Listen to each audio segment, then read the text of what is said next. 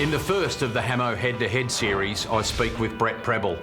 After 16 years at the top of his game over in Hong Kong, with 800 wins and riding some wonderful horses, he came back to Australia.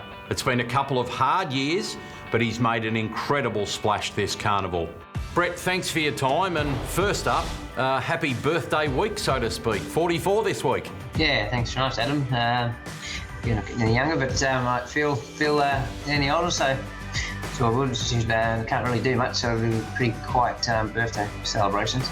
What a spring carnival it's been so far. A few months ago, you probably hoped that things would come together, but it's surely exceeded even your expectations these last few weeks. Yeah, I've picked up some really fun rides, and I'm really looking forward to a big carnival. Behemoth was really I'll call it the breakthrough win, wasn't it? It meant a lot to you. You were quite emotional at the time. It was the real Brett Prebble puts his hand up again win. Yeah, it was a bit of a touching win. I was fortunate. I hadn't been riding any different, just getting different quality rides. So it's just nice to be able to go out there on a good horse and get the job done. And then off the back of that win came the association with Incentivise. To get that win, and in the fashion you did in the Makybe Diva, must have been special.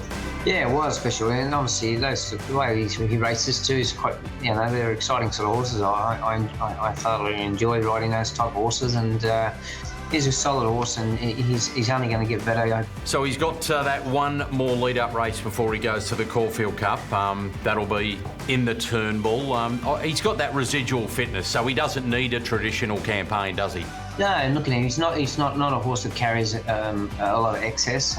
He's a very athletic horse for his size, and he's quite light on his feet as well, which is a bonus for those big horses. But he's smooth underneath here, and he's very clean-winded. So he ticks a lot of boxes for a nice horse. Do you think there's any chance, if everything went well in the Caulfield Cup, that he could go to a Ladbrokes Cox Plate? Yeah, I think he's already proven it now. He's put his hand up at that Wetford scale, and good horses there, they can find a way to win. We're talking about all these great rides now and the terrific carnival you've had, but after 16 years in Hong Kong, you came back here in about August, September of 2018. So this hasn't happened overnight. Tell us what it was like coming back to what must have been a very different Australian racing scene.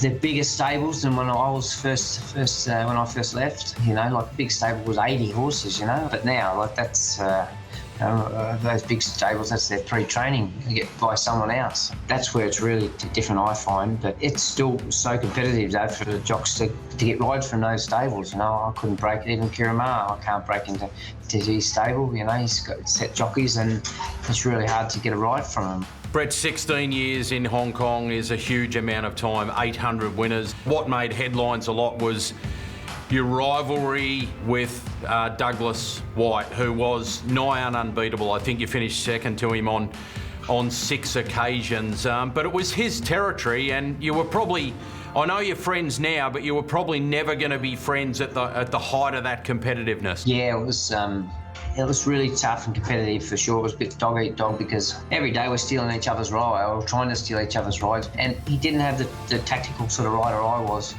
when I went there. He didn't have those jockeys riding against him the way I did, and he didn't like it. He didn't like that, where he just couldn't get out when he wanted to, or rode tight and be aggressive to him. And and that was a tough competitive rivalry. And we're a good friend from now. We have a good chuckle and a good bread over it. Michael Cox-Journo wrote at one stage, it was all icy glares and pointed elbows on the track, and it wasn't much nicer off the track. Did it get to that, did it?